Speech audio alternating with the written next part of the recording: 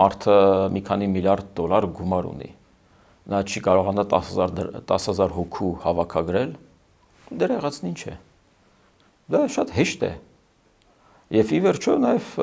որոշ մարդիկ էլ մտածում են, նայում են Սամվել Կարապետյանին, ասում են դե մարդը փող է գողացել, ինչ անենք, ռուսներից է գողացել, մեզնից չի գողացել,